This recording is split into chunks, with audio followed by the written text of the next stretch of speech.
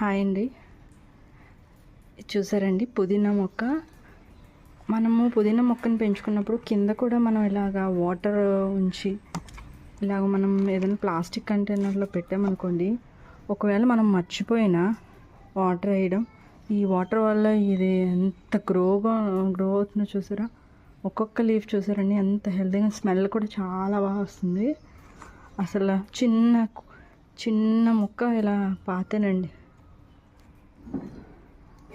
ఎంత హెల్తీగా ఉందో. అలాగే ఇంకొక టబ్లో కూడా నేను పెంచుకుంటున్నాను చూసారా.